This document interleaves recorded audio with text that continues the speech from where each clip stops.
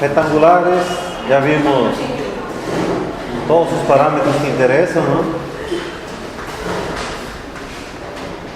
Circular. Errar o modo também tá.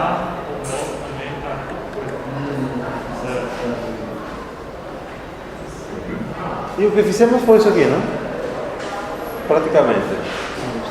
Inicialmente, logo no início da disciplina, as equações de Maxwell no domínio do tempo, né, foram passadas para a forma fatorial. A partir da equação fatorial foi escrita a equação de onda, Laplaciano de E mais K quadrado, etc. E adotamos que as soluções teriam esse formato aqui, né? Uma função de x, y e se propagava na direção C. E escrevemos as outras equações usando a lei de Ampère e a lei de Faraday, né? Para calcular as outras componentes de campo. Com isso vimos como seriam como eu poderia escrever as outras componentes a partir do conhecimento do campo, da componente em C, do campo elétrico e do campo magnético. E para cada modo de propagação, TE ou TM, um deles seria zero, né? No caso do TE, a componente do campo elétrico na direção de propagação era nula. No TM, a componente do campo magnético na direção de propagação era nula. As equações que obtivemos foram essas, né? E os parâmetros para cada modo era calcular a constante de propagação beta, calcular a impedância, né? E a partir de beta podemos calcular o comprimento de onda, velocidade de fase e velocidade de grupo. Esse exemplo, não sei se vocês conseguiram acompanhar com o slide, não? Ele está bem detalhado, a solução está passo a passo. Tem dois problemas parecidos. E tem aqui um problema que está com 3 camadas, nós vamos deixar apenas uma, certo?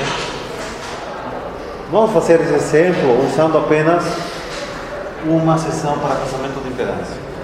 Então vamos trazer o conceito de casamento de impedâncias para guias de onda, né?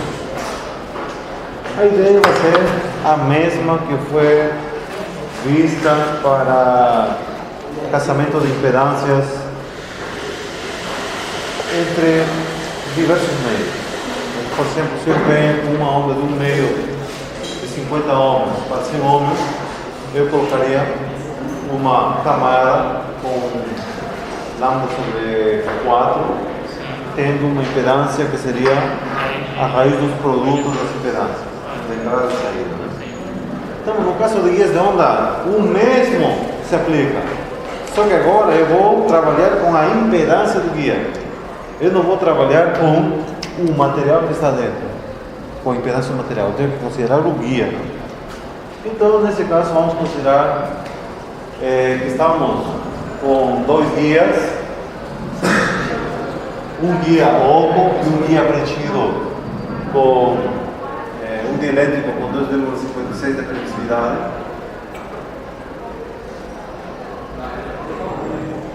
Temos um guia oco querendo acoplar para um guia que tem uma permissividade de 2,56. Se eu fizer a conexão direta, o que vai acontecer? Uma parte da potência vai ser refletida de volta. Então, para evitar isso, antes de fazer o acoplamento, eu coloco aqui um casamento de impedância, que vai ser um trecho com lâmpada sobre 4 de um guia que terá um outro material no interior. Então, aqui o epsilon relativo é 2,56. O epsilon relativo do guia oco é o que eu chamo de 3. Alguém acha que eu posso colocar aqui um epsilon relativo a 2 que é igual a 3 de 1 vezes 2,53?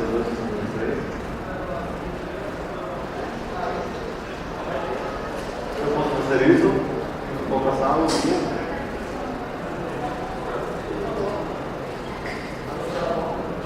Se ele está em onda sobre 4. Isso funciona se eu estiver com meios praticamente infinitos. Certo? É verdade. Nesse caso, não. O que eu vou fazer é calcular a impedância do guia 1, que seria do guia, né? Quebrou, tiraria 0. Calcular a impedância do guia 3 e a impedância do guia 2 tem que ser igual à raiz da impedância do guia 1 e do guia 3. Ah, sim. Não, isso aqui não pode ser feito. Ah, sim. Verdade. Não esqueça que é qualquer um X ali. Tem gente que olhou, acha que é pode, tem gente que qualquer um X e vai fazer isso na sua. Não. Jamais. Isso aí. Então, quanto vale a F2 aqui? As condições de operação, ele diz que o guia tem dimensões 2, 2, 8, 6 e 1,016 centímetros. Frequência de operação 10 GHz. E está operando no modo dominante. O que significa modo dominante? Que estamos com a menor frequência de corte. Que seria até 1,0. Então o modo de operação vai ser T1,0. No modo T1,0, quanto vale a impedância desse guia? Primeiro temos que saber a frequência de corte, né? Frequência de corte do guia 1. C sobre 2, raiz de R, raiz de 1 sobre esse número, não? 0,0.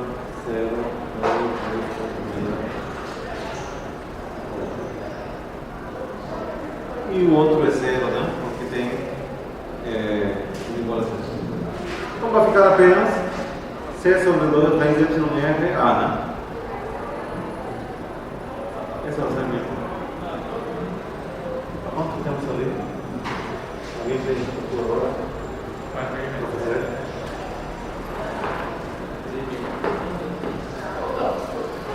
E eu vou achar, depois disso, a impedância, né?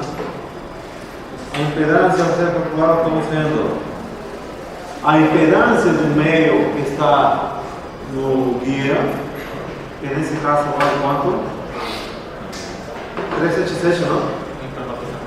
Sim. Beta 0. TE, raiz de linha, né?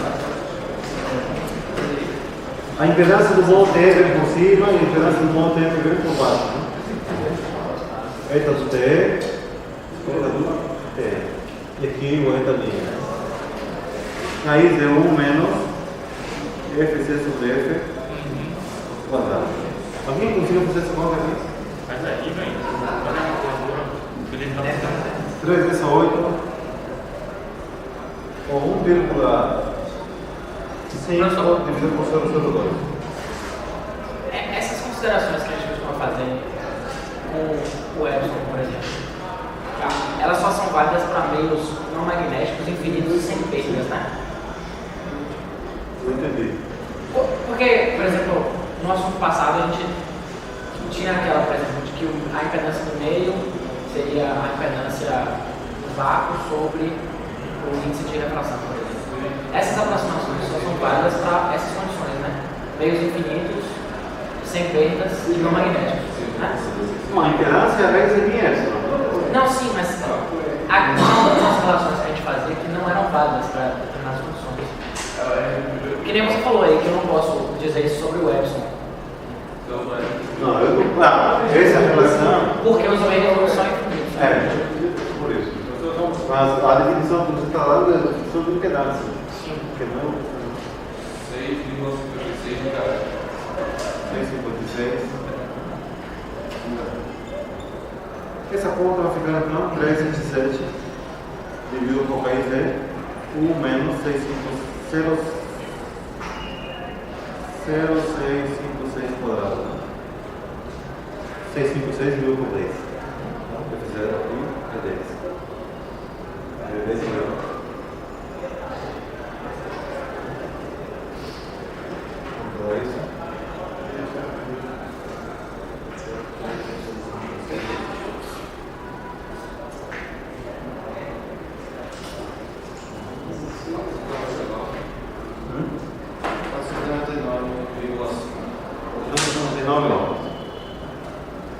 o guia 3.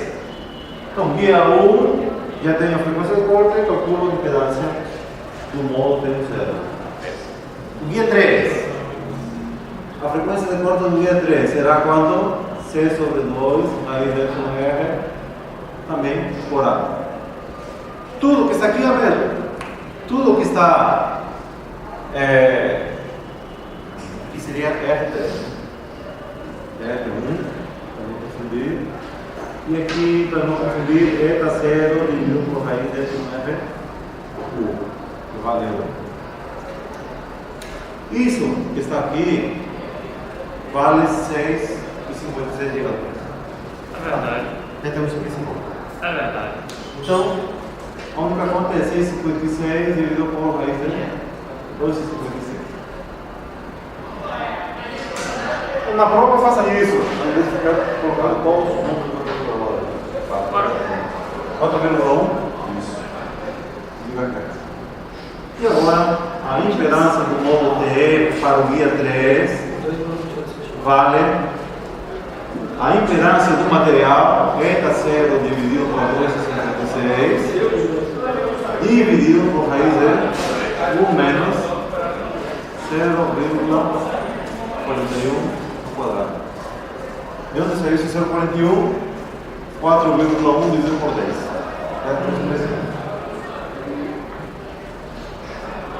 Quanto temos aqui?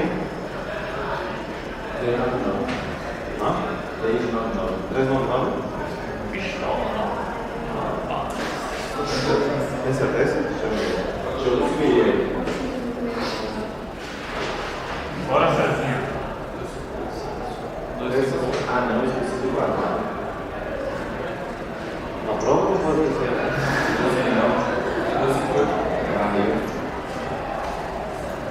Quanto? 158 horas. Pega no outro lado dele. Olha a diferença. Não há problema aqui. Você, na hora de multiplicar e fazer a raiz, não varia um número. Se eu colocar aqui um guia, vamos supor que seja 400 ohms de resultado. Colocar 499 não tem problema. E agora para o guia 2. Que dados tem no guia 2? Eu sei quanto vale a frequência de corte do guia 2? Não, né? Porque eu não conheço a permissividade. Então o que eu vou fazer? Eu vou fazer que a impedância do guia 2 no modo T0 vai ser aqui no quadrado do guia 2 é igual ao produto de 499 vezes 2,5. E esse valor que deu, quanto é? 358. Isso vai ser igual a quem? A impedância do meio que está preenchendo o guia, eta 0, raiz de epsilon R2, que não conheço. Embaixo eu tenho 1 menos Fc sobre F. Quanto vale Fc? Toda essa equação que está aqui, não? C sobre 2 raiz de epsilon R2.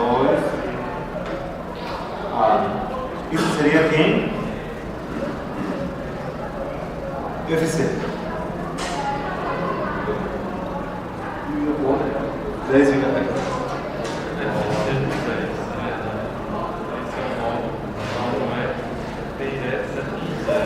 É isso? Fc sobre F. Só que eu já sei que todo esse valor daqui vale quanto? 6,56, né?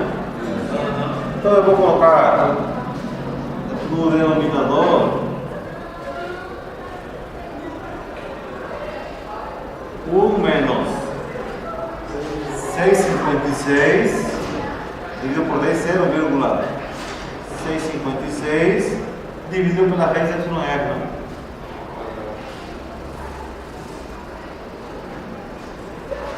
Uma equação com uma Epsilon F2. É fácil de resolver? É fácil, não? Elevando ao quadrado, sai a raiz. Não. Assim, dá pra tirar uma E 0,656 ao quadrado.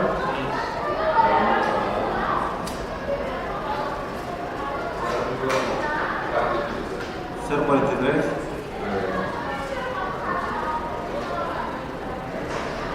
R2 multiplica aqui, né? Isso. E divide tudo. Eu posso separar a raiz para cada um deles, não? Corta esse com esse. Isso tem que ser igual a quanto? A 358. Bom, eleva ao quadrado, né? Coloca o eta zero dividido aqui. 307, não? Isso. Ou ao contrário, para ficar. Vamos passar daqui para cá. Eu vou colocar 377 dividido por 358. Isso vai para o outro lado, não? Isso. Epsilon R2 menos 0,43. Isso no quadrado, não? E agora, essa adição aqui. Dá 1,1.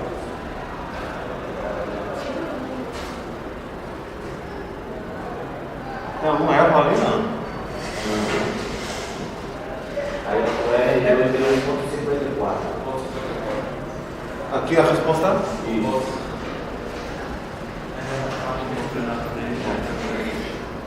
Daqui veio para cá e aqui veio para cá. É R2, 1,54. Então, essa é a forma de resolver. Já tenho a permissividade desse material. 1,54. Quanto vale o comprimento que temos que usar?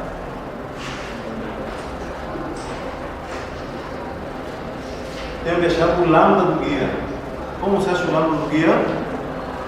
Beta do guia 2 vale o vetor de onda, certo? O vetor, ou vamos fazer diretamente pelo lambda. O lambda nesse meio infinito, quanto vale? O lambda linha do guia 2. C sobre F raiz de epsilon F2. Não? É o comprimento do onda dentro do material, qualquer. 3 vezes a 8 dividido por 10 a 10, né? E aqui temos raiz de 1,54.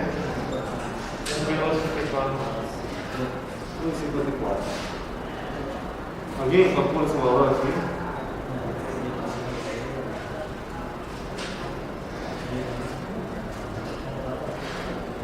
Raiz de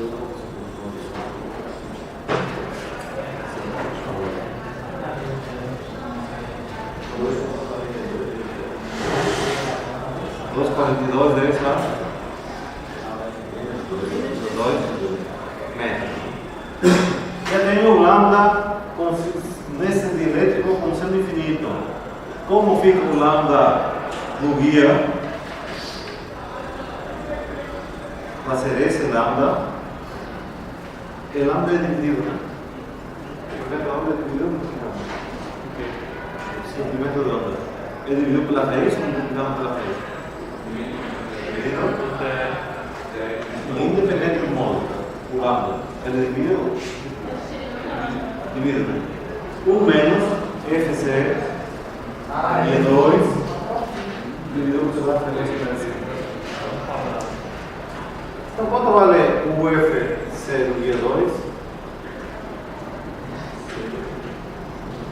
Vai ser 6,56 dividido pela raiz de 1,54, não? A frequência de porta do guia 2? 656 por 1,50 pela raiz de 1,54. Então, 2, 42, dessa vez 2, dividido pela raiz de 1 menos, essa aqui, 0,43, dividido por 1,54. E aí vocês acham que o final do que?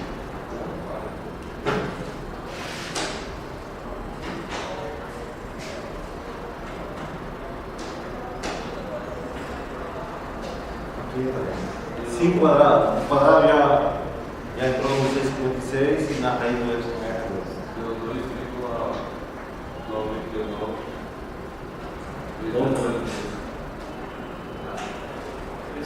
Então esse é o lâmpada do guia 2.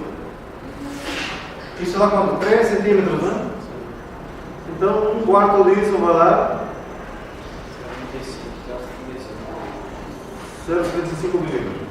Então isso seria essa seção. Pode ser múltiplos ímpares, né? Ou não? Múltiplos ímpares de lambda sobre 4. Então essa seria a solução para esse problema, considerando apenas um. Se eu considerar 2 guias, o que eu vou fazer? Eu vou utilizar o método binomial para determinar a impedância de cada guia. E uma vez que determino a impedância de cada guia, eu faço essa operação daqui. Coloco a impedância de um dos guias e coloco o epsilon para cada guia.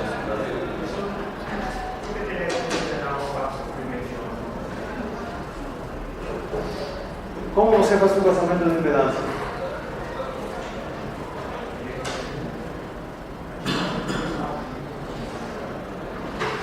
Você lembra?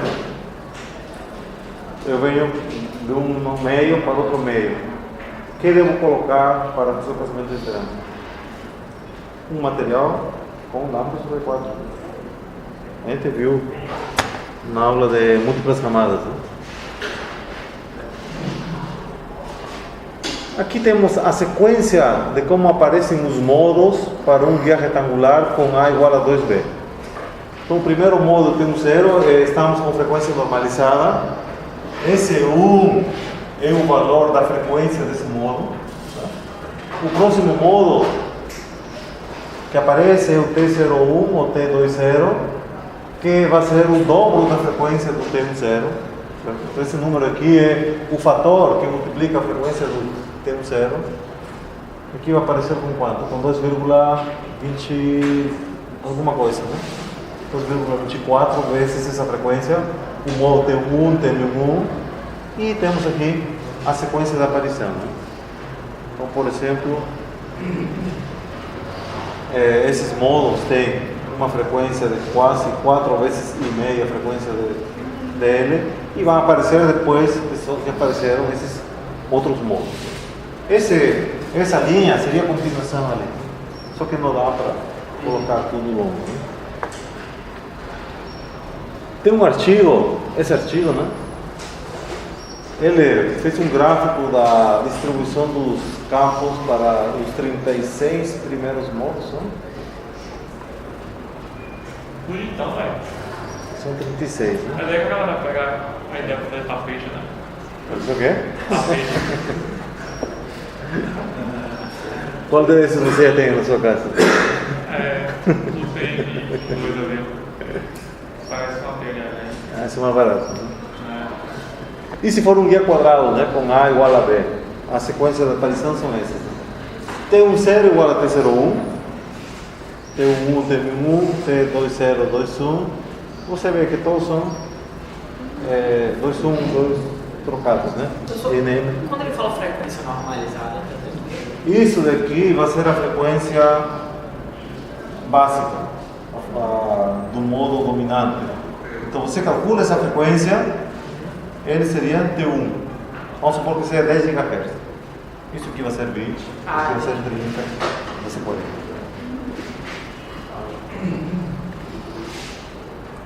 Esses são os modos também para o guia retangular. Aquele azulejo português, né? Certo? Então tem aí outros problemas que a gente vai ver depois, né? E vamos passar para o estudo dos guias de ondas circulares. A análise vai ser exatamente a mesma do guia retangular. Teoricamente sim. A equação de onda é a mesma. Tudo vai ser igual. O processo, vamos adotar uma solução de variáveis separáveis, né? E a única diferença é que, ao invés de usar o sistema de coordenadas cartesianos, vamos usar o sistema de coordenadas cilíndricas. Mesma coisa. Só isso. Ótimo.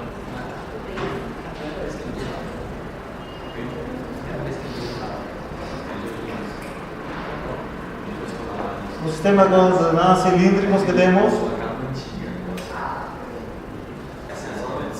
a coordenada O ou R, certo? A coordenada de propagação C, a coordenada φ. Esse vai ser o sistema de coordenadas. Por que se adota? Porque ele coincide com a geometria do guia circular ou guia cilíndrico, não? Então aqui temos um guia cilíndrico, uma foto aqui de uma seção do guia cilíndrico. Esses guias têm que ter uma, digamos, fixação mecânica, não? Com outros guias, com outros dispositivos, e ele vem com esse formato, não? Você fixa eles aqui com parafusos.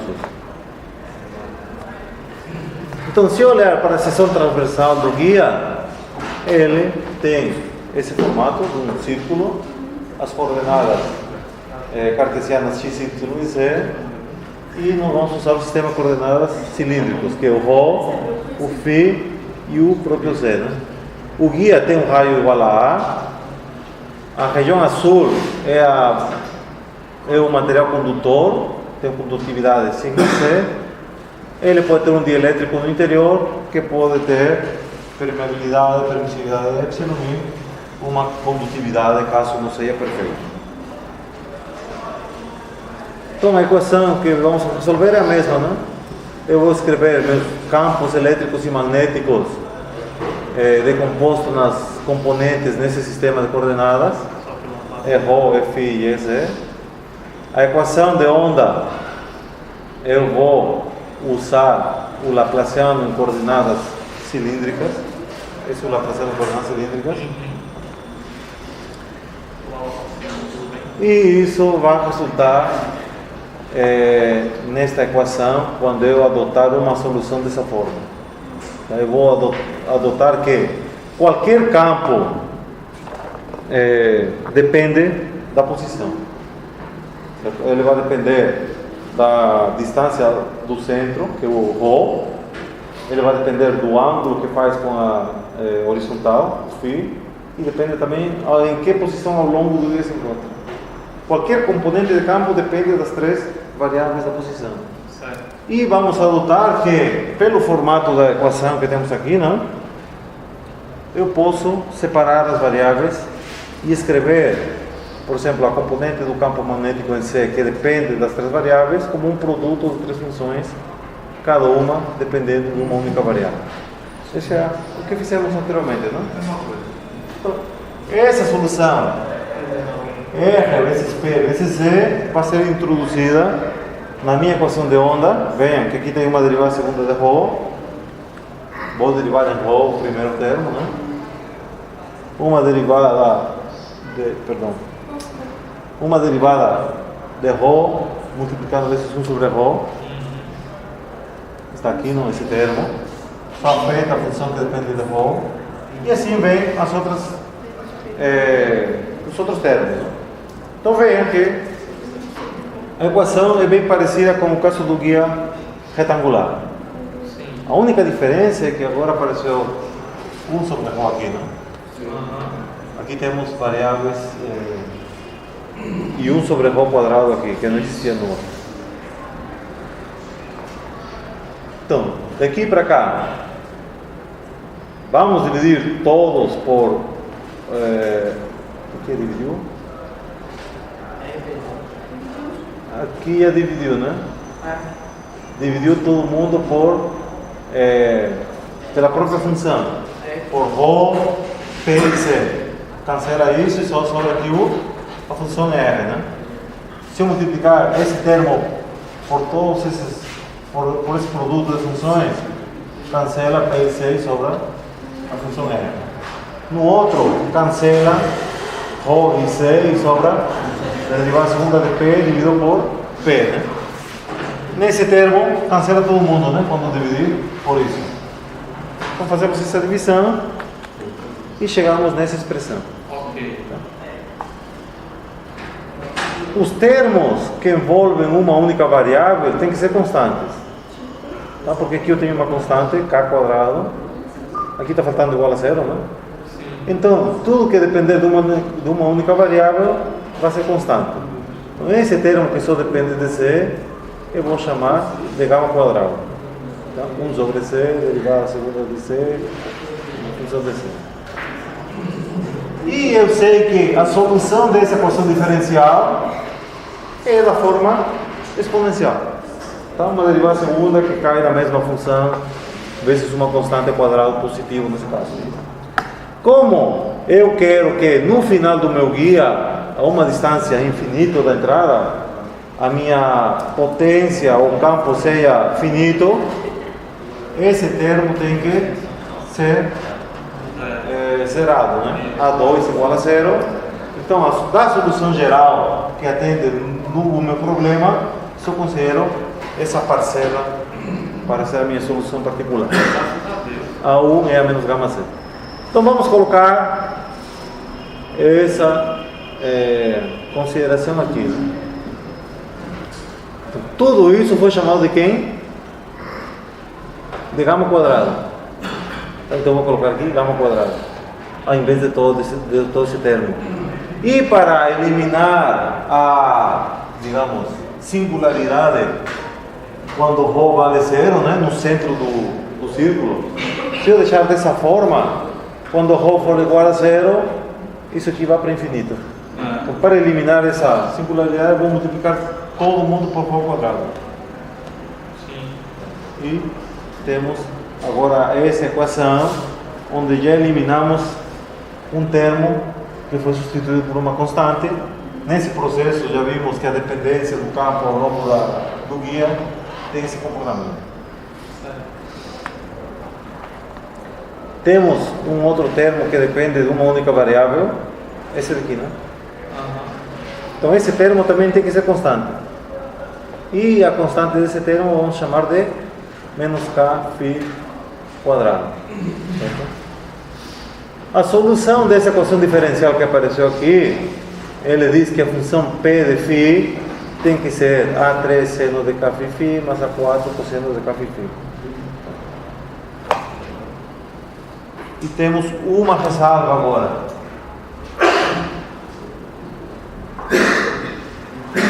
Essa função tem que ser periódica.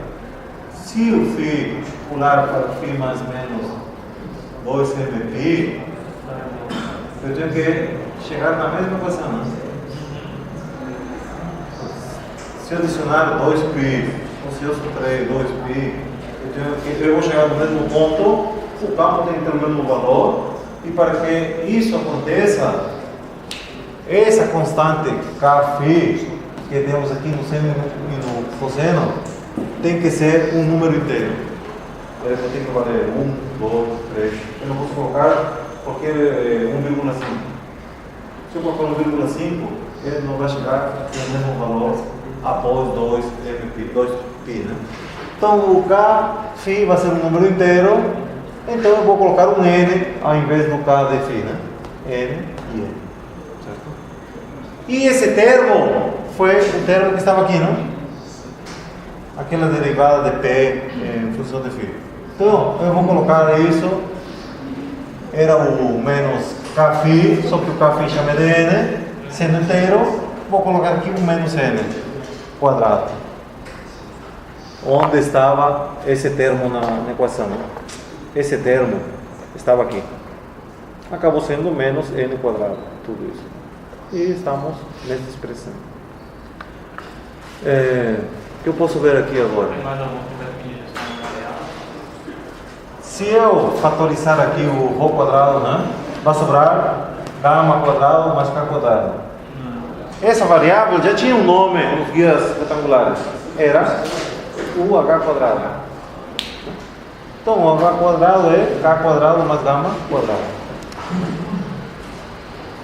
Isso já foi definido no outro guia, no guia retangular.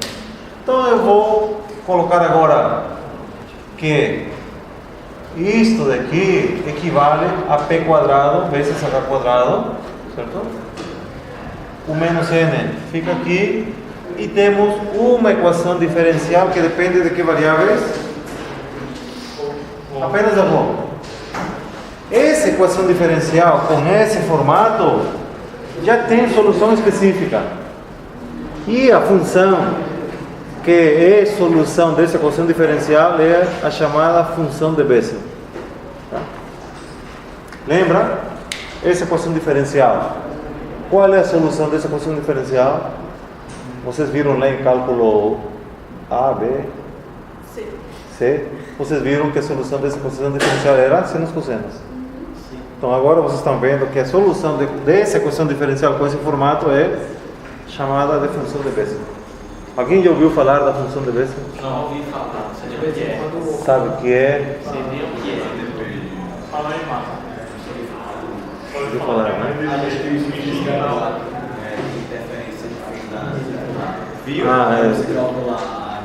A distribuição não é uma função de Bessel.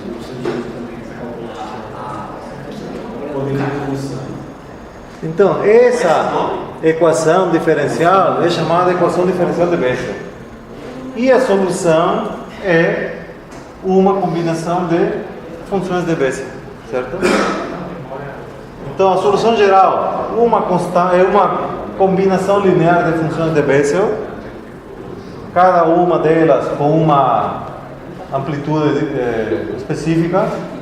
E eu vou ver que a função de Bessel do tipo J, ela vai ser finita para R infinito. E a função de tipo Y, ela não serve para a minha solução. Por quê? Porque a solução do tipo Y, ela faz isso daqui. Ela tende para infinito quando for tende para zero. Então eu não posso usar essa solução porque eu não vou ter campo infinito no centro do guia. Se eu colocar essa função na minha solução, quando eu colocar ρ igual a zero, isso vai ser infinito. E eu não tenho campo infinito. Então, A de 6 vai ser zerado.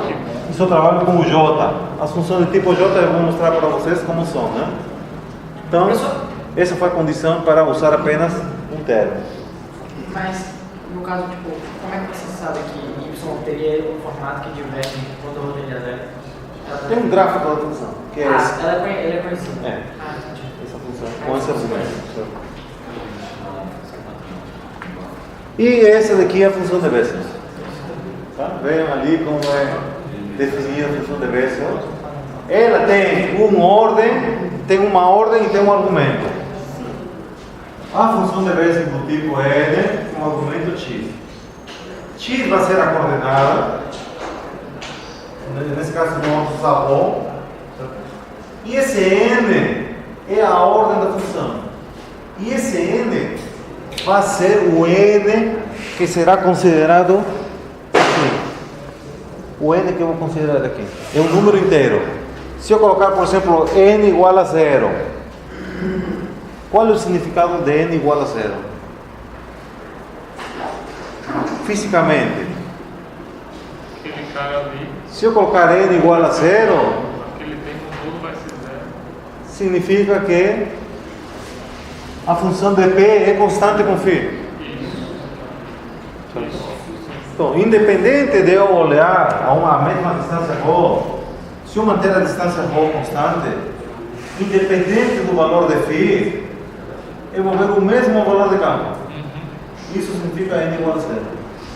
N igual a 1, eu vou ver um ciclo completo de um seno ou de um cosseno. Quando eu andar a uma distância ρ, por exemplo, aqui, meu campo pode ser máximo, valendo 1.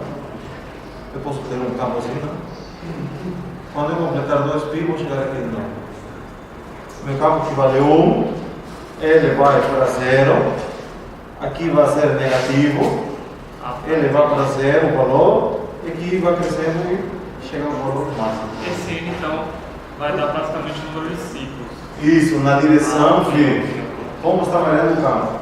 Se eu colocar N igual a 2, meu campo vai variar assim, né? Entendi. Ele vai ter essa variação. Só que essa solução vai ter que estar associada com uma função de Bessel que eu vou adotar. Então, se eu colocar N igual a 0, Não tem ciclo. eu vou ter que usar a função J0. E a função J0 tem esse comportamento que está aqui. Não, eu quero uma solução que tenha um ciclo completo de variação do campo numa volta dentro do guia. Então, como coloquei N igual a 1, eu vou ter que trabalhar com essa solução, J1, que vem aqui, não? J1 tem esse comportamento. Como calculo o valor da função? Está aqui, não? Você faz esse somatório de infinitos termos, né? Colocando M nesse valor e M fatorial, M mais N fatorial vezes, e aqui entra a coordenada M é o somatório, né? Você vai ter infinitos termos nesse somatório. Então quando você faz isso, você fixa o X, você fixa o N e faz o somatório para infinitos. E aí você vai achar, M vale, por exemplo, X igual a 2. Faz a conta, vai dar que a função valia 0 de soma. Então você não se preocupe, mas você vai saber que os valores vêm daquela expressão. Bom, agora, o que nos interessa dessa função de Bessel? O que vai interessar é, por exemplo, quando que ela vale 0. Qual é o argumento que faz com que ela seja 0? Por quê? Porque essa função de Bessel faz parte da minha solução do campo. Tá? Lembra que a solução é um produto de R, que depende de ρ, uma função P, que depende de φ, e uma função Z, que depende de C. Isso aqui era uma EAB no gama Z. O P de φ era seno mais cosseno, né? Seno de Nφ mais cosseno de Nφ. Aliás, eu posso substituir apenas por um seno por um cosseno. Por quê? Porque eu tenho um seno mais um cosseno,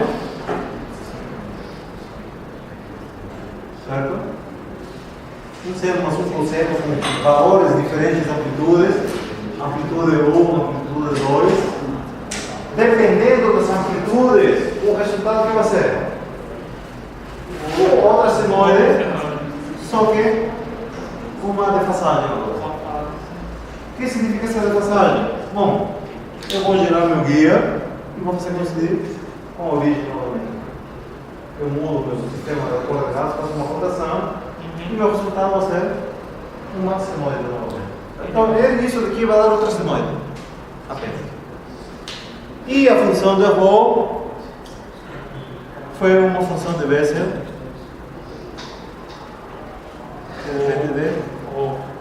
Era ρ apenas ou tinha outro? Só H ρ. Queria que fosse simples. Então essa era a minha solução. Essa solução é para quem? Para o campo magnético na direção Z, né? H, constante. H, nós acabamos de ver a definição de H. K quadrado mais gama quadrado.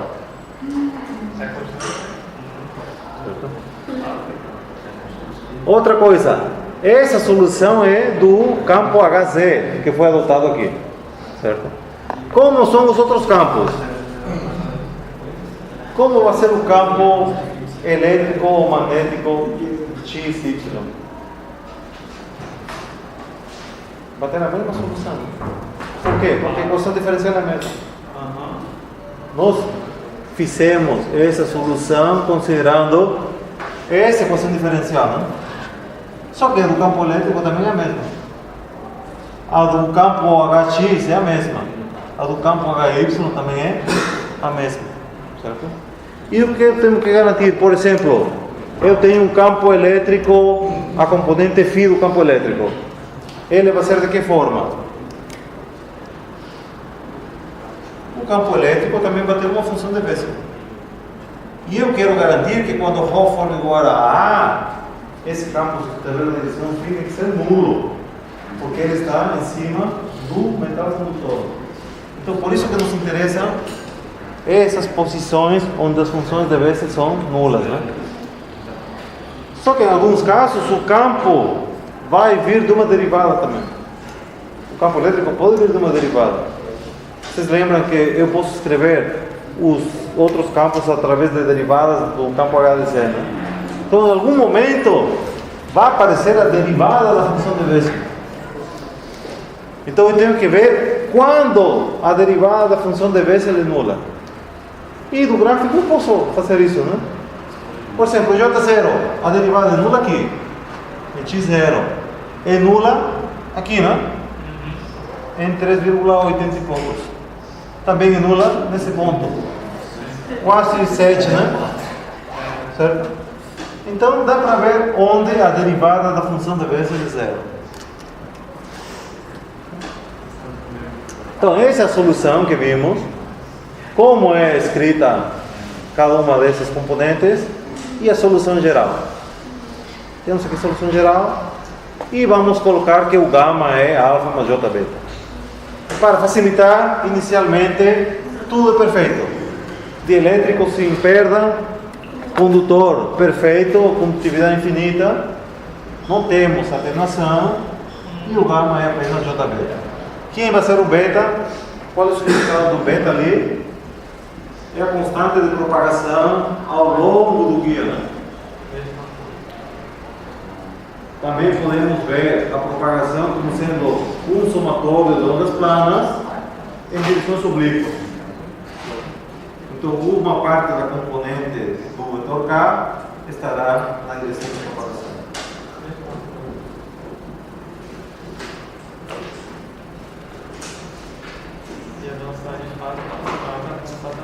Então temos isso, né? Também vai ser maior, né? Para o restante, eu vou pegar a lei de Ampère, a lei de Faraday, né? Certo? Considerando esses campos, considerando esse operador em coordenadas cilíndricas, eu vou perceber que eu posso escrever as outras componentes dos campos através dessas equações. A álgebra disso já foi feita para o caso retangular, tá? É idêntico. Então veja, eu posso escrever qualquer campo a partir do campo EDC ou HDC, né? Derivando em ρ ou em φ. No outro caso eram derivadas em x ou y. Então as derivadas são do plano onde estou olhando, né? Meu plano é o plano φ e ρ. Tá? Então, para o modo TE, EDC nulo, o HDC o que acabamos de calcular, e eu vou calcular as outras componentes usando essas expressões. Eu vou chegar aqui nessas soluções. E de ρ, E de φ, H de ρ, H de φ. Para o modo TE, EDC nulo. E a condição de contorno diz que esse campo E de φ tem que ser nulo quando eu colocar aqui ρ igual a A, porque estou avaliando o campo em cima do metal. Se eu avaliar no metal, isso daqui tem que ser zero. Ou seja, eu tenho que saber quando essa derivada vale zero, né? Para eu saber calcular o valor de H. Então vejam aqui, né? Eu vou avaliar esse campo, eu vou igual a nulo. Isso daqui não tem nenhuma, digamos, influência do ρ, apenas essa derivada.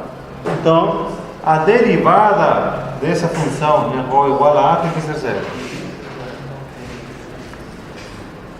propriedades das derivadas das funções de Bessel. Eu posso escrever a derivada de uma função de Bessel como uma combinação linear de funções de Bessel de ordem menor e superior. Então, essa é uma identidade. Assim como você tem as identidades trigonométricas, você pode escrever senos, cossenos, usando tangentes e outras funções. Né? Por exemplo, eu posso escrever o seno de x usando um cosseno. Vou comparar essa agora. Caso especial para n igual a zero, né? A derivada da função j0 de ρ igual ao negativo da função j1. Então temos algumas identidades, não são trigonométricas, né? Besselianas. Né? Esse é o gráfico da derivada da função de Bessel. Então o que vimos, né? A função de Bessel j0, a derivada dela, ela vai ser 0 aqui, é 0 aqui em 3,8, né? Que vimos. É 0 em 7,016, a derivada. Esse gráfico já são os gráficos das derivadas. Então, vamos levantar uma tabelinha com os valores quando essa derivada vale 0. Por exemplo, para n igual a 0, já vimos que os valores eram 3,83, 7,016, 10. Né? Para n1, vamos para o gráfico. Quem é J1 ali? A derivada de J1 é essa daqui, né? 1,8, certo? Aqui é 5 e 30 e poucos, né? 8 e 20, 8 e 5, né? 8 e meio, né? Então são esses valores que aparecem nessa tabela aqui. 1,841, 5,33, 4,5, certo? Esses valores também poderiam vir diretamente da função de Bessel. Se olhar onde que ela é derivada zero, no J1. 1,8. Aqui. É 5,3, né? É zero, a derivada. A derivada é zero. Em 8,5. Tá? Então, da própria função de Bessel eu também poderia ter extraído essa tabela. Então eu tenho que garantir, por exemplo, que o valor, o argumento que está dentro dessa função j ou da derivada, eu tenho que garantir, por exemplo, não, que a minha solução, a condição de contorno diz que a derivada dela, quando eu colocar ρ igual a tem que ser zero. Isso implica que, por exemplo, se eu estiver trabalhando com a derivada de J0, se eu trabalhar com a derivada da função de J0 de ρ h vezes a igual a 0, esse produto h vezes a tem que ser quanto? Ele tem que ser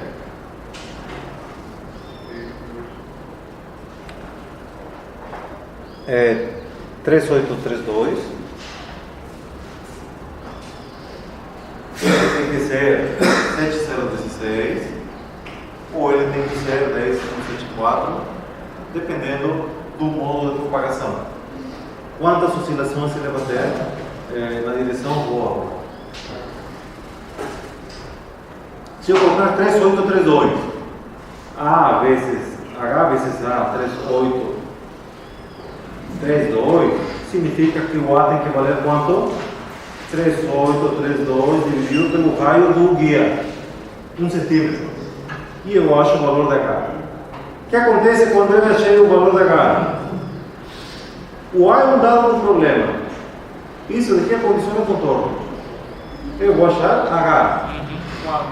Uma vez que eu tenho H, eu venho aqui, né? K conheço. Ômega quadrado min epsilon. O que falta achar aqui agora? Eu estou achando beta. E se eu achei o beta, já caracterizei tudo, né? Já sei quanto vale a constante de propagação, a velocidade de fase, comprimento de onda. Já tenho tudo, né? Então, quem vai permitir isso foi essa condição daqui.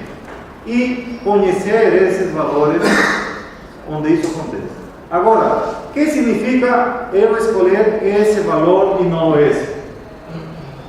Acho o valor de H E para esse valor, eu vou usar a derivada J0. A derivada J0 é essa. Então, meu campo vai variar na direção ρ dessa forma. Até chegar até a borda, até chegar a... O campo vai variar assim. Essa vai ser a variação em ρ. A variação em φ é um seno. A variação em ρ vai ser uma função de Bessel. Seria isso daqui. Não, eu não quero essa solução. Eu quero trabalhar com a constante 7,016. Então, meu H vai valer 7,016 dividido por A. Vai dar outro beta, porque é outro modo, outra solução. Só que essa solução 7,016, se eu olhar, é aqui, não? Então, a variação do campo desde o centro até a borda vai ser assim. Ele vai ter essa variação do campo. A componente é φ, que depende da derivada.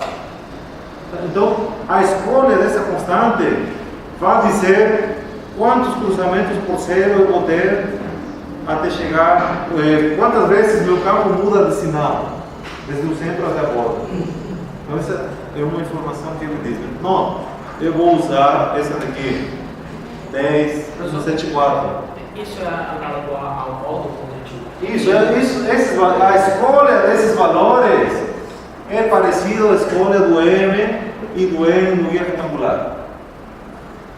Lá o M entrava na conta M π sobre A e aqui N π sobre B.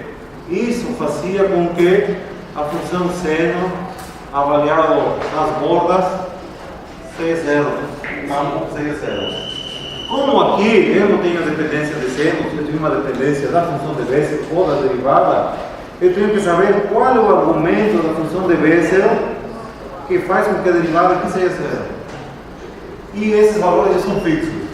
Você não consegue memorizar. Existem tabelas com esses valores.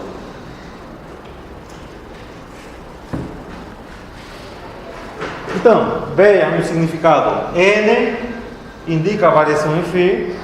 Então, dependendo do N que eu escolher, eu vou escolher esses valores. N0, eu vou trabalhar com esses valores. Não, eu vou usar N1. O campo eu vou considerar que tem um ciclo de variação em φ. Então, vou usar esses valores da tabela. Não, eu quero duas variações em φ. Vou usar esses constantes. Então, o N é isso e o M é a variação em ρ. M1, M2, M3. Certo? Quantas vezes o campo varia em ρ. E o modo vai ser chamado TENN. Não é MN, é NN. Então o nome do modo é TENN. TENN. O que significa um modo TE, por exemplo, 1, 2? Se eu disser que tem um modo T1, 2 num guia cilíndrico, se eu caminhar em φ, eu tenho uma variação de um ciclo do seno do campo. O campo varia de acordo com o seno. Uma vez. E o M2? Meu campo vai variar assim. Quando eu me afastar do centro até a borda. Agora multiplica essa função por um seno e gira ao redor. Então vai gerar também um gráfico parecido com aquelas ondulações. Só que aqui vai ser mais difícil de visualizar. Eu acho que tem alguma coisa, eu não tenho certeza. E o beta vem do conhecimento do H, né? K quadrado menos H quadrado. Tem ali o J, né? Frequência de corte. Eu tenho que garantir que essa quantidade na raiz seja real. Ou, no caso crítico, igual a zero. Quando eu coloco igual a zero, eu isolo o ômega, não? Lembrando que o H é ρ sobre A. Essa constante é chamada de ρ com uma linha NN. Essa constante daqui, por exemplo, é ρ linha 0, 1. O nome dela é ρ linha 02. Esse aqui é ρ 03. Por que tem essa linha aqui? para lembrar vocês que essa raiz é uma raiz de uma derivada. Então, esse aqui está associado à derivada da função. Então, a frequência de corte vai ser calculada usando essa constante sobre 2πa raiz mi epsilon. De onde vem? Quando eu igualo isso igual a zero. O caso crítico. Qual vai ser o menor valor de frequência de corte? Eu tenho um guia com raio A, já tenho um material dielétrico com mi e epsilon. Os únicos que podem variar aqui são essas constantes. E da tabela eu vou escolher o menor valor para dizer qual é a menor frequência de corte. Qual é? O 1841, que é para n igual a 1 e para m igual a 1. Esse é M1, M2, M3. Qual é o próximo modo T que vai aparecer? Ou que tem a menor frequência de corte?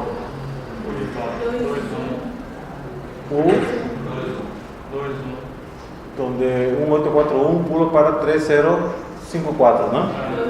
Que seria isso aqui, não? O 2, 1. Eu sei a sequência de modos de um guia circular. Eu conheço, né? Vai depender dessas constantes também. Não é como o guia retangular em que vai depender da retangularidade do guia. Aqui é um círculo, ele é fixo. Ou se eu tiver um guia quadrado, eu já sei qual é a sequência. Então a sequência vai ser primeiro, segundo, terceiro, quarto, quinto, né? Sexto. Eu não sei as outras, né? Pode ser que as outras tenham valores menores ainda, né? Na sequência 3.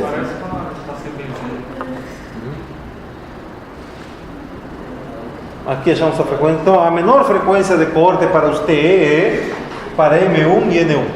Esse modo é o modo T11.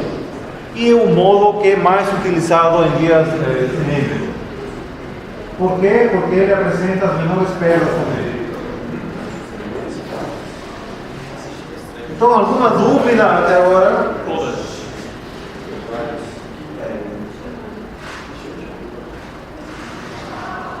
Por que o T1 não é um modo dominante mais usado já aqui? Porque depois vamos ver que ele apresenta menos perdas. Menos perdas para o condutor e menos perdas do elétrico.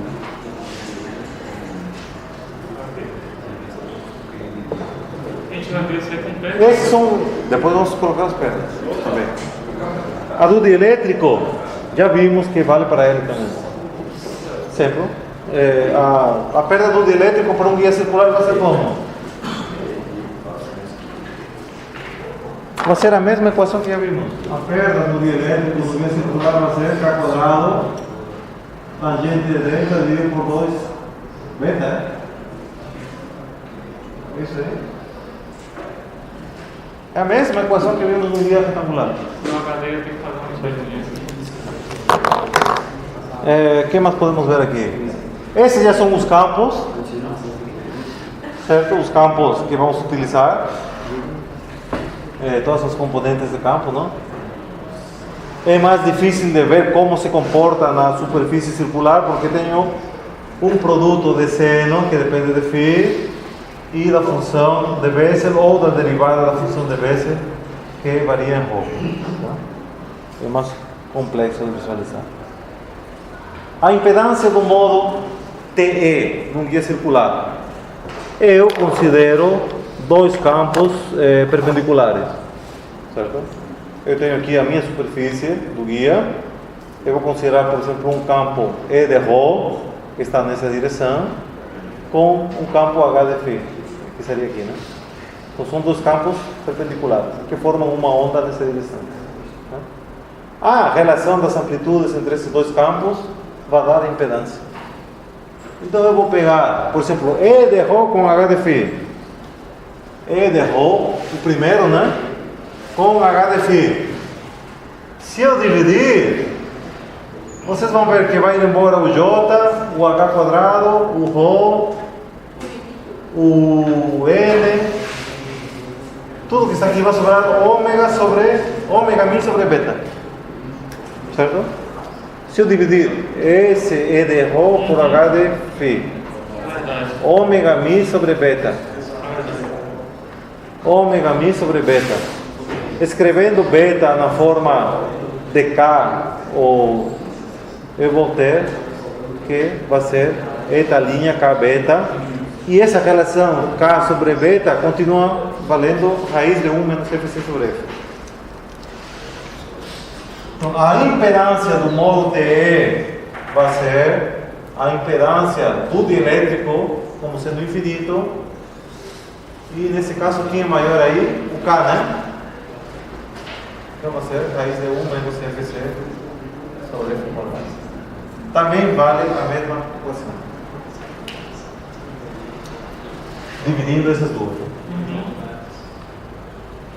Para os modos T1, eu tenho esses campos já colocando n igual a 1, não? N igual a 1, n igual a 1, n igual a 1 na equação geral. Aqui faltou colocar o J1. Aqui só faltou 1. Qual é a potência que carrega o modo T1? Pela definição que já vimos, não? Eu vou ter que fazer a integral em toda a superfície da parte real de 1 meio da parte real do vetor de Poynting. E vezes H conjugado. Né? E o diferencial da superfície, quem será? Agora meu guia é... Como é meu guia? Circular. As coordenadas são cilíndricas e esse vai ser o diferencial da superfície. Né? Esse diferencial da superfície vale Rho de Rho de Φ. E ele tem que estar numa direção perpendicular. O vetor da diferencial da superfície é um vetor. Ele vai multiplicar com o vetor de Poynting na direção de propagação, porque também tem esse vetor unitário na direção de propagação. Bom, esse produto E vezes H conjugado vai ser E de Rho H de Φ menos E de Φ H de Rho. Assim como apareceu no outro retangular, era E de X H de Y menos E de Y H de X. Envolve as duas coordenadas daqui, não? Por quê? Porque estou multiplicando os vetores unitários O, V e Z e o produto vetorial de E vezes H com Rho, V e Z. E eu quero que esses produtos sejam na direção Z. Então o produto Rho vezes Φ está na direção Z. E de Rho, H de Φ. O primeiro está ali, que seria o conjugado.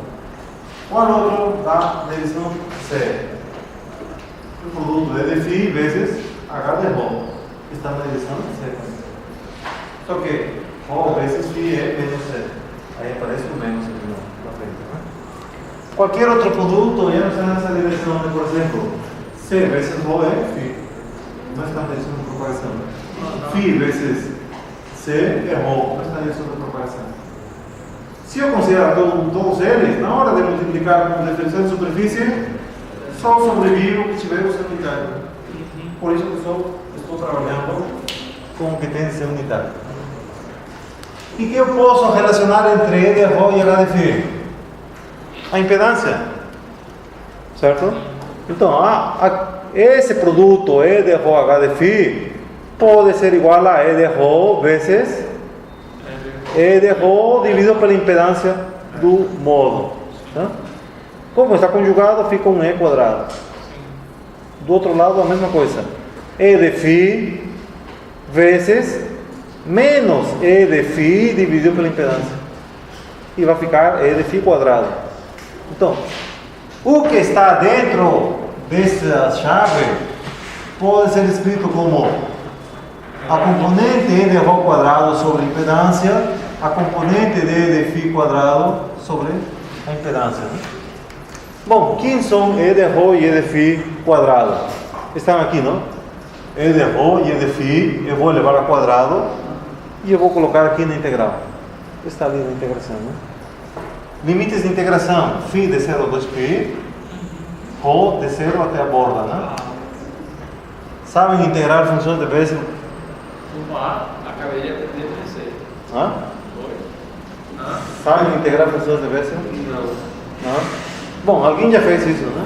Que bom. E vai aproveitar o resultado, tá? Cara. Então a integração de tudo isso vai ser isso daqui, que é a potência que eu tenho, né? Como é do modo T11, vamos usar aqui a constante 1,1, né? Que vale 1,841. Essa não, essa é do zero. A 1 é 1,841. Mas, professor, para qualquer modo ou só para. Esse foi para o modo T11 Ah, tá. apenas. Professor, quem é a maiúsculo? A maiúsculo é a amplitude do campo na função geral, né? Lembra que esse A. Quanto maior for o campo, maior vai ser a potência, né? Então, o que vimos agora? Como calcular a constante de propagação, delta, sala e lambda, velocidade de fase. Podemos calcular a potência que está sendo propagada, não, dentro do guia, não? Para esse modo. E agora vamos ver a perda no condutor para o modo T11. Perda no condutor. Campos magnéticos tangenciais aos condutores produzem perdas, né? Eles vão induzir correntes e teremos perdas. Pessoal, sobre a chamada? Deixa eu terminar esse slide. Está começando a haver reflexão. Reflexão total.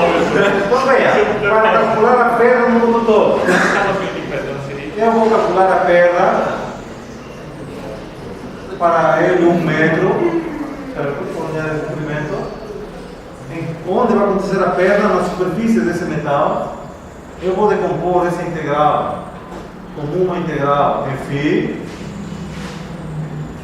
de 0 a 2π e uma integral C igual a 1. Meu diferencial de superfície vai ser esse diferencial que está aqui, não? Qual é esse diferencial de superfície? Como é escrito? Quanto vale esse átomo aqui? Quanto vale esse átomo? Rho, nesse caso A de φ, né? Esse pedacinho vale A de φ. E o outro vale? O H, o BC, Pronto, aqui eu tenho Rho A de φ DC. Só que isso aqui vira 1, né? Essa integração vale 1. Tá? Então só o fato de integrar na circunferência, que seria essa integração de 0 a 2π a de φ. Uma integração em cima da circunferência. E que eu vou considerar nessa integração? Os campos magnéticos tangenciais. Quem são os campos magnéticos tangenciais à circunferência? O HDC é tangencial? a superfície? É, né? Claro. E o H de φ é tangencial? Sim. Certo? H de Rho não é tangencial. Então, na hora de fazer essa integração, eu vou considerar H de C e H de φ avaliados onde? Em A, né? Em Rho igual a A e em Rho igual a A. E a equação de integração, desde que eu tenho que integrar RS sobre 2, a integral que sobrou, os módulos do H quadrado, com esse diferencial da definição. O que está escrito ali? Bem, H de φ quadrado mais H de C quadrado, A de φ, né? E agora eu vou colocar aqui em H de φ e H de C e fazer a integração. Então, nesse processo de integração, normalmente aparece uma. Bom, vezes não entra porque a integração é do cosseno e do seno. A variável de integração é φ, isso é constante, sai para fora da integral diretamente. Esse integral vocês sabem fazer, né? Aham. De um cosseno quadrado a cosseno quadrado. Colocando o limite de integração, chegamos aqui. E essa aqui é a potência que eu perdi no condutor. Só que a partir dessa potência perdida por unidade de comprimento no condutor, eu acho o alfa do condutor, que é a potência perdida no condutor por unidade de comprimento dividido sobre 2 vezes a potência que eu tinha inicialmente. Lembra? De onde vem isso? Da potência. Quando eu coloco aqui e escrevo a derivada da potência, não? Aham. Potência igual a PC, menos 2 alfa. Isso. Chegamos nessa expressão na aula anterior. Essa potência, calculei no slide anterior. A potência do modo T1. Essa potência perdida, acabamos de calcular aqui. Que é a perdida no condutor. Certo? E eu tenho tudo para calcular a atenuação no condutor. Está aqui, não? A essa potência sobre 2 vezes a potência do modo. Sim. Cancelou os J's, né? Muito fácil. E ficou apenas, dependendo de quem? De Da frequência de operação, que entra aqui, da condutividade, que entra nesse termo, e o dielétrico, né? O modo 1,841 aqui, certo? A frequência entra no carro. Então, é simples de ser calculado, né? Você conta com todos esses parâmetros. essas formas da prova, Todas estão na prova. com o AC igual aqui. Só o lado direito. Ah, entendi. Aí você tem que saber qual é qual, né? Ah, estudando. Não tem na Tem que fórmula. ter. A gente vai usar. Ou querem o lado esquerdo? Não, não. O lado direito. O ideal seria os dois, mas nas condições até a menos pior é o lado direito. Na segunda chamada você vai usar o lado esquerdo. Pronto. Para Para quem entrar a partir de agora, vai ser seu lado direito. Já sabemos como calcular a atenuação no condutor, não? Calculando a perda no metal e dividindo por 2 vezes a potência que eu tenho para aquele modo. A tensão do dielétrico é igual ao anterior, só mudou esse gráfico. E já vimos que o formato do gráfico não entrava nas contas. Então, a tensão do dielétrico é K quadrado tangente de delta sobre 2 vezes beta. A mesma. Isso já vimos na aula anterior. Para o modo TM, eu vou considerar que o campo magnético é zero. A equação que eu vou resolver é esta para a componente do campo elétrico em Z. E eu já sei que a solução tem esse formato, né? Com outras constantes, não? Seno, cosseno de Nφ, função de Bessel e a exponencial na direção Z. Eu não vou repetir tudo que vimos no início. Eu vou aproveitar a solução do HDC, troco as constantes apenas, e a partir das equações que vimos aqui, não?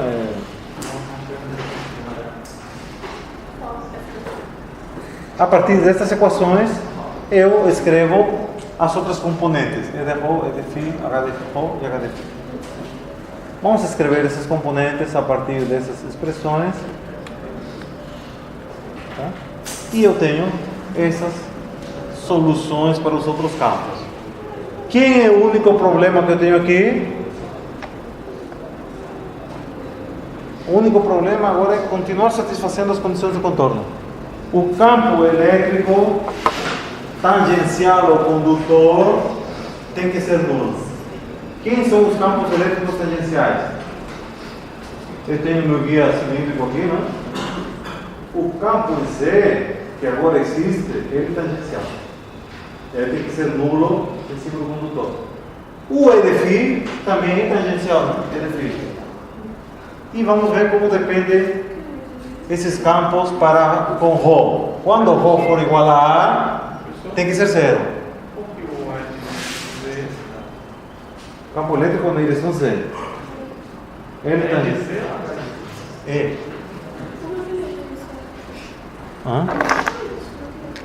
O guia é esse daqui, não? Este é o guia. EDC. Ele tangencial. O EDF também. Também tangencial. Só o E redondo é de rol que é perpendicular. Tem, é verdade. Sim. E que eu vou ver agora? Que os dois campos EDC e EDF têm a função de Bessel aqui, não? Onde entra a posição. Eles têm que ser nulos em rho igual a A. Então eu tenho que ver qual é a parcela que depende de rho ali. A função de Bessel e a função de Bessel. Então agora eu vou trabalhar com que valor? Com um argumento que seja a função de Bessel. No modo T, eu precisava do argumento que será a derivada da função de Bessel. Agora não, agora é a própria função de Bessel que tem que ser zero, né? E temos que o produto H vezes A tem que ser igual à coordenada que será a função de Bessel, né? Isso daqui vai ter o produto H vezes A. Então esse argumento vai fazer com que a função seja zero. Olhando para as funções de Bessel novamente, eu vou ter uma tabela com que valores? 2,405, 5,50 e poucos, né? Certo?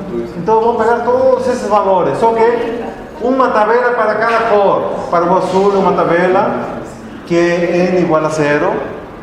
Para o... Isso aqui é o que? Que cor é essa aqui? Magenta, né? E a tabelinha está aqui. Essa tabela que temos que preencher, né? Para n igual a 0, a função de Bessel tem essas coordenadas onde vale 0. Para n1, nestas coordenadas a função vale 0. Sim. As componentes tangenciais é o C E o φ. O campo elétrico é C e φ.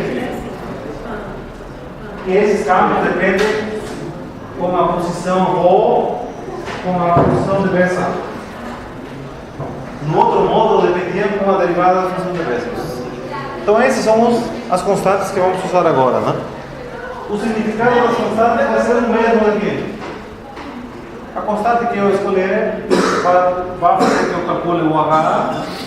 E se for 1, vai ter uma oscilação. Se for 2, vai ter duas oscilações na direção ρ. Como escolhe o N? De acordo com as oscilações sem fim. Então temos isso. Professor, mas só uma dúvida, qual é a equação que você está analisando para definir, inserir essa função de padrão? Essas duas aqui, E de C e E de φ. Eles variam com ρ com a função de Bessel. Então eu tenho que... Você está analisando. Então eu tenho que fazer que essa função de Bessel, quando eu colocar ρ igual a A, seja 0. É o mesmo processo da outra que a gente analisava as derivadas. Só que era com derivada, né? E os valores onde a função de Bessel é 0 são esses aqui, né? Vamos colocar na tabela. Para cada n eu tenho um valor, né? Para outro n eu tenho outros valores. Tenho essa tabela em função dos n's. Aqui tenho o m, né? M1, M2, M3. E qual é o modo T, M, que tem a menor frequência de corte? Esse daqui não? Porque estiver com a constante 2,405. Então os problemas que vamos trabalhar aqui, e que são os modos mais usados nas aplicações, não? São o TE11 e o TM01, não? Ele tem essa constante e esse tem essa constante. Isso está indicando que essa é da derivada, 0. Aqui não tem, é a própria função que é 0. Quem tem que decorar vocês? Isso daqui. Vocês têm que saber isso. Eu não vou colocar esses valores na prova. São $92. 1841 e 22.405.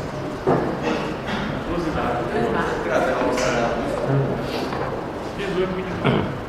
18 anos de personalidade, 24. E o padrões era só. A frequência de corte é o mesmo processo e agora depende da raiz da função de Bessel, né? Onde que ela vai ser zero. Qual é a menor frequência de corte? Quando eu colocar aqui 2.405, né? Que é o menor valor daquela tabela, que corresponde para N0 e M1, que é o modo TM01. Professor, para o modo TE ficava o 1, que era 1,841, o menor valor. e era a mesma equação, só que tem uma linha que tinha linha. uma linha lá. Tá? Só isso. Entendi.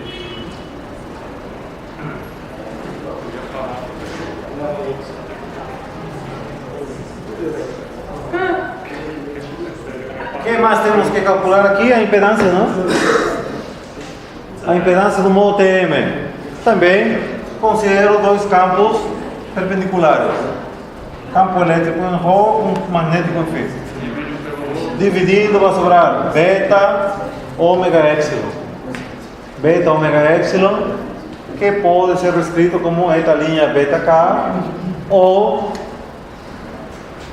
se usar essa nomenclatura, eu vou ver que a impedância do modo TM será eta linha raiz de U menos FC sobre F quadrado.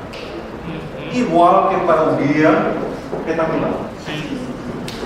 Só muda como se calcula a frequência de corte. A frequência de corte no guia retagular envolve Kx e Ky. A frequência de corte no guia circular envolve o conhecimento das constantes Rho, N, né? Quando ele fala, você Então essa impedância.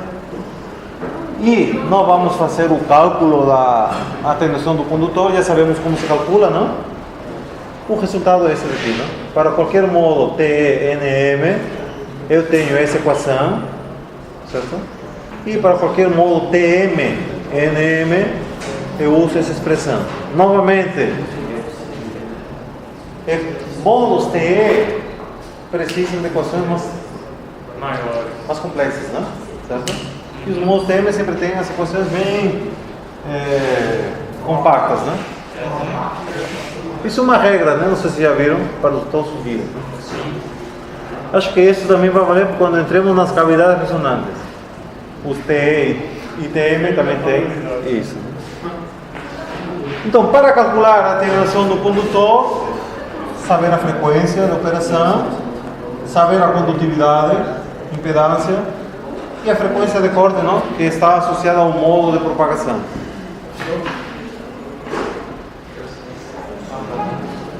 Perdas devido ao condutor para um guia de cobre com raio igual a 1 polegada.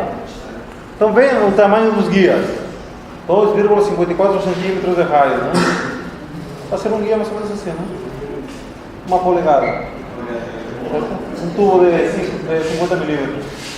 Aquele tubo de água. Alguém já fez reforma em casa? Já. Esse tamanho, tubo de água de 50 milímetros. Só que ele é de cobre. E temos aqui onde vai aparecer as frequências de corte. O primeiro é T11, TM01, o TE01 é o terceiro. Na medida que eu me afasto da frequência de corte, vai caindo a perda. Ela vai caindo. E eu vejo, por exemplo, que se eu for trabalhar com frequências, para esse caso até 11 GHz, o melhor é o modo T1, certo? Se eu trabalhar já com frequências muito altas, o modo TE01 começa a ficar mais atrativo, não? Ele vai atenuar menos no sinal. Na prática, o pessoal trabalha por aqui, não? Nessa faixa, o modo T1. Esse gráfico é para outro guia com 1,5 centímetros de raio. E dá para ver que se eu for para altas frequências, o modo TE, pouquinho contínuo, o 0 ou 1 é o que vai apresentar menos perda. Esse traço. Como é? Cada traço representa um modo, a perda de um modo específico. Por exemplo, esse pontilhado é do modo T11. É o que a gente está. Tem menos perda se operar até próximo da frequência de corte dele, né? Ok. Para os outros, você tem que subir muito a frequência. Agora, aumentar a frequência tem suas consequências no sistema de transmissão, né? É isso que eu ia perguntar. Naquele gráfico anterior, professor, você está ali entre 10 ali, 7 e 11 Mas para um guia de 2,54. e 2,54. Aqui eu reduzi o tamanho do guia e as frequências são outras, né? Só que aqui está normalizado, veja, em função do T11. Vamos supor, aqui era, quanto valia o T11? 3,20, aqui é 4, né? 3,5 GB.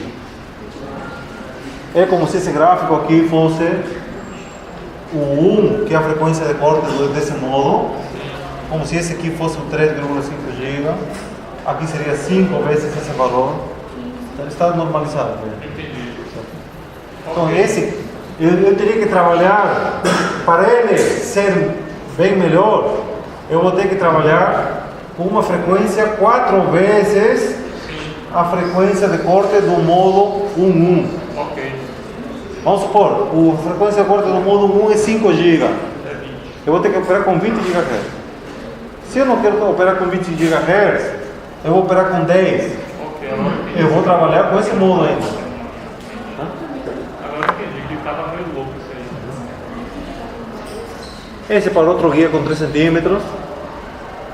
Essas curvas vocês podem gerar a partir dessas equações. Vocês podem fixar o FC para um determinado raio, variam o F, logicamente entrando o F aqui também no RS, né? Ela pode ser escrita em função de F apenas. E vocês podem gerar todos esses gráficos. Essa é a sequência de aparição dos modos, como é tabelado já, né? Já são das próprias funções de Bessel, já tem uma sequência fixa. As frequências normalizadas para ter um 1, né? 1,2 vezes, o dobro, mais do que o dobro, a frequência de corte do outro modo, né? E temos aqui um problema, né? Como estamos de tempo? A gente faz mais detalhado. É pra gente fazer. Então tem aqui um problema. Esse problema aqui é bem simples, não? É o cálculo da frequência de corte dos dois primeiros modos de um guia com raio meio centímetro.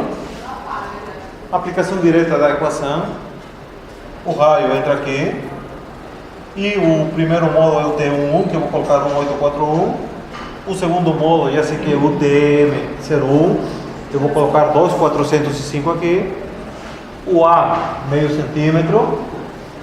E ele diz que é oco ou está com preenchimento. Está preenchido com esse de elétrico, né? Eu vou colocar 208 aqui. 208 na permissividade relativa. Essa expressão, embora eu não tenha colocado, também pode ser escrita igual à equação do guia retangular. Essa frequência de corte também pode ser escrita assim: C sobre 2π raiz de εr o nm, com linha ou sem linha. E o A? Raiz de μ0 eu tirei daqui e joguei como C. E sobrou o raiz. Calculado. 2π. Vamos colocar o A aqui. Então essa é a mesma equação. Sim. Então só vamos colocar 208 aqui, meio centímetro, para um caso 1841, para T1 e para o outro 2405. A conta está feita aqui. e ele diz que tem essas frequências de corte: 12, 19 GHz e 15,92 GHz. Ele estava também capturando. E a outra, que é parte da questão, diz que ele de ouro e pede calcular as perdas devido a 30 centímetros do guia operando em 14 GHz. Então eu achei duas frequências, o T1U 12,19, não? E o TM0U 15 quanto? 15,92. E ele vai operar em 14 GHz.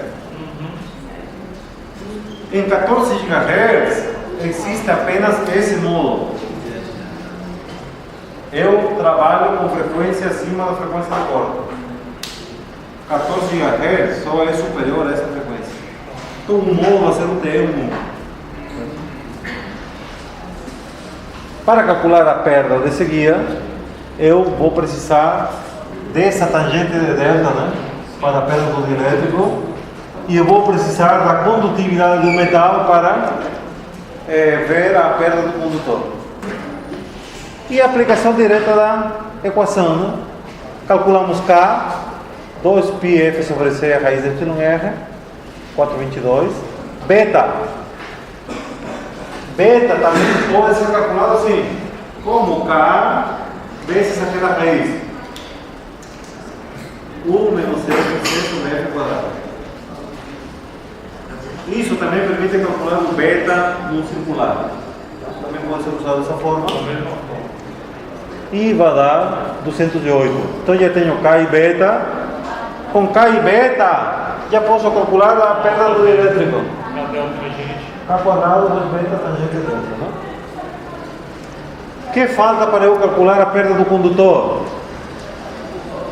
A resistência superficial, que é a raiz de ômega μ0 duas vezes a condutividade. Vejam que o valor é 10 a menos 2, ordem de grandeza.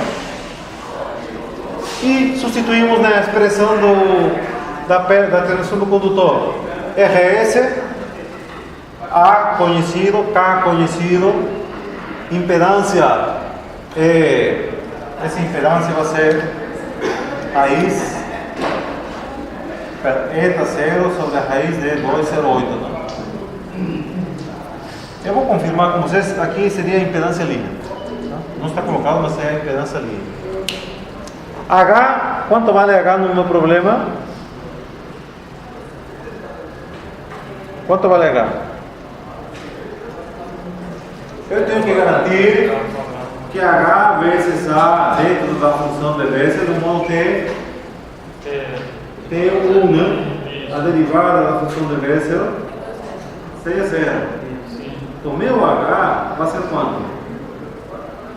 H vezes A tem que valer 1841. Então meu H vale 1841 sobre A. Quem é A menos que diga no raio do guia. Então quando você faz essa conta, aqui 1841, 422, dá esse valor 0,0672 dB por metro. Perda do condutor, perda do elétrico. Como acho a perda em dB por metro? Multiplica por uma constante que vale 868. De onde vem essa constante? Menos 29 base 10 do epsilon. Isso é 868. E como aparece essa constante? Na definição de dB, né? 10 log da potência final sobre a potência inicial. Lembrando que a potência final é a potência inicial é a menos 2 alfa. Então quando eu aplico o log com o 10 e esse 2, aparece o menos 29 dB. Menos 29 dB aparece dessa forma. Então eu posso transformar os coeficientes de atenuação que estavam em Nepper por metro para decibélios por metro usando a constante 868, que vem daqui. Não sei se já viram Syscom. Não. Mas bem por ali, né? E aqui tem a citação dos guias, que a gente vai ver na próxima aula, certo? Tá bom? Acabou hoje. Dá para fazer a prova semana que vem, né? Você nem brinca por isso. Claro. Quando ele Vai ser dia 13. Amor, é muito dia 6. vou botar, pensei, né? A prova vai ser dia 3? Você atrapalhou. prova é dia Quando você 3 botou de- uma coisa, você botou 4.